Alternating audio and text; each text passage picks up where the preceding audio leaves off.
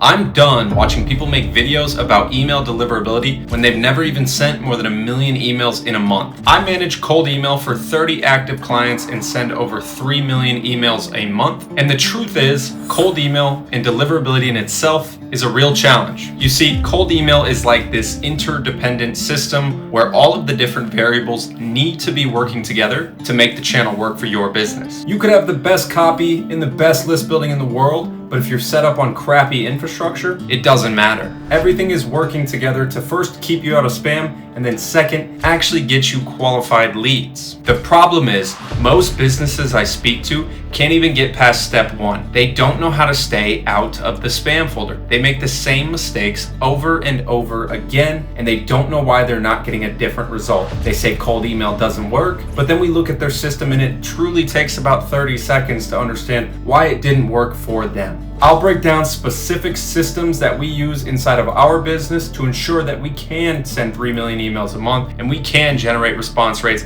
of 3% or higher. As you can see on my screen here, I created a deliverability checklist that will walk you through the specific things that you need to do in order to actually ensure that you are landing in the primary inbox, but more importantly, that you can actually scale. The quick side point on cold email is that this does require high volume for you to succeed. If you're sending 100 emails a day, even 1,000 emails a day in large markets, it's just not worth your time and energy on this channel. If you're in a big market, you want to be sending high volume. You want to make sure that you have a system in place that can cover your market so that your prospects know about you and know about your business before they go to your competitors. If you had a system where you can contact every single decision maker in your target market over the course of 45 to 90 days, and you know how to land in the inbox, do you think that you're going to surface some new business as a result of people being in market and people being receptive to your offer specifically? Of course you would. Now it's just a matter of how can we actually get that system built and running properly. This deliverability checklist is meant to specifically help you do that. I will run through it, and then if you have any questions, please drop them in the comments below and I will get back to you as soon as possible. First up on the list is secondary infrastructure. So this is a huge issue that I see companies doing.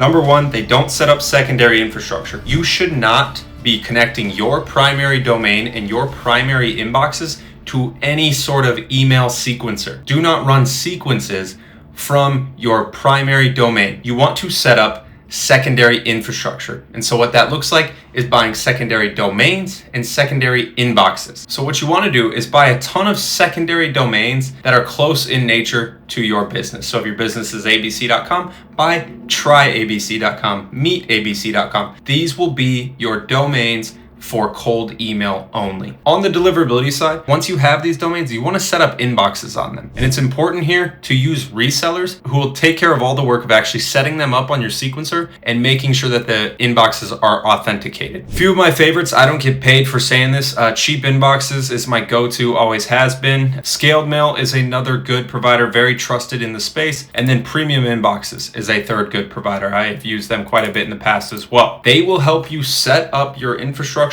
on your domains and get you running ASAP. There's two really primary types of infrastructure you can set up: Google and Microsoft inboxes. Google's going to be a bit more expensive in terms of how much volume you can actually get out, but we typically see better response rates on Google. Microsoft is a bit cheaper and allows you to get more scale for a better price. So if you're in a massive market, a lot of times adding Microsoft inboxes on there is a great idea. In any market, I would always recommend having a split of both Google and Microsoft. Your reseller will typically help you out with this, but when you are setting up inboxes on your domains, and again, the resellers do this, you will be ordering 3 Google inboxes per domain. And if you're using Microsoft inboxes, you can order up to 99 Microsoft inboxes per domain. And each of those inboxes has a sending cap, a daily sending volume that we want to stay below, which I'll talk about shortly. Third is you want to make sure that your reseller actually tags your inboxes as Google or Microsoft, depending on what type of inbox it is, so that you can make bulk changes in your sequencer, but also some of the reporting that you're going to want to build out, you are going to want to know, are these Google or Microsoft inboxes? Fourth, when you use a sequencer, say you use Smart Lead, they will have warm-up features built into their platform. You want to set your warm-up volume equal to your cold sending volume. On Google inboxes, if you're sending 15 cold emails a day from those inboxes, you want to make sure that your warm-up volume is also set to 15 a day. So just to recap on the secondary infrastructure: secondary domains, secondary inboxes, use a reseller, buy both Google and Microsoft inboxes, tag the inboxes, and warm them up. You want to do a 2-week warm-up minimum, and for Microsoft, you want to do 3 weeks. Use Million Verifier or use Lead Magic to actually understand and verify if who you're emailing is a clean email address. Only use valid emails. For the purposes of you getting campaigns live, ignore catch-all emails as well. Beyond just having clean leads, I would argue just as important is actually making sure that your lists are full of relevant leads that match your ICP. So if you have irrelevant leads in your list and you're sending them an email that is not relevant to what they do, they're gonna report you to spam, they're gonna get pissed off, they're gonna send you complaints. That negative sentiment is going to reflect poorly on your inboxes and your health will degrade over time. So if you are building these lists in bulk through tools like Apollo or ZoomInfo or wherever the hell you're getting your list, use AI or manually verify that your list is actually full of qualified contacts, because when you're pulling lists in large, there is so much dirt and crap that will get added into your list without you even noticing. So every list needs to have some sort of QA check built into it. Within our company, we have AI tools and AI workflows that we've custom built that allow us to actually make sure a list is 90% plus qualified before we actually launch a campaign. That's about it on list quality. Just make sure you're hitting the right people, send a lot of volume, sending practices. When you actually launch your campaigns, every single individual inbox should not start out of the gates at 100% volume. You want to start at 30% of your max volume and ramp up over the next 2 weeks. Disclaimer here, I know I said 15 a day for Google. We actually go as high as 20 a day on Google. But what we have is individual level inbox tracking, to where if certain Google inboxes have very high performance, we will consistently raise the volume on those inboxes, because again, a lot of the stuff in cold email and figuring this out is testing, trial and error. What works for you might not work for another business. So you need to set everything up so that you're able to be nimble and able to test and able to figure out your own rules. However, 20 a day for Google, 3 a day for Outlook. Outlook, when you are launching campaigns, launch at 1 a day for each inbox. For Google, launch at 5 a day, and then ramp that up over the next 2 weeks. Another important thing, and not a ton of people talk about this outside of cold email. A lot of people say they do this in cold email, but they find that it's actually too annoying to do, so they probably don't. We do what's called ESP matching. When you upload your leads to a sequencer, or if you have the right tools even before you upload them to your sequencer, you can see what type of infrastructure your leads are using. You can see if they have a Google inbox, an Outlook inbox, or a private server. When we upload the list, we create 2 separate campaigns. We want to send our Google inboxes to leads who have Google inboxes, and we want to send Microsoft to Microsoft. So we will actually create 2 campaigns that are the exact same, but the only thing that changes is what inbox we attach to them and what inboxes our leads are using. Now, this is what's super important, is it's very different for every type of client and every type of campaign that we work on. Sometimes we see Microsoft to Microsoft perform much better. Sometimes we see Google to Google perform much better. Also, what we do for every campaign is we'll test Google to Microsoft and Microsoft to Google, because again, we don't want to be right, we want to get results. And so we know that it's different, everything is a test, and so we make sure that we have systems in place to be able to do that quickly. But it's important that you know what inboxes you're using and what inboxes your prospects are using, so that you can run these tests and figure out what works for your business. As far as sending practices, just start light and scale into it. That's really the biggest thing here. If you have a good list and you've let your infrastructure warm up, it shouldn't really be a huge issue. Moving on to the content and the copy, the number one thing is to lead with a strong offer. Make sure that you are offering something valuable to your prospects. Do not try to sell on the email. Unless you have the best offer in the whole world, which a lot of times is buying businesses, you should not be selling too hard in your emails. Don't talk about yourself.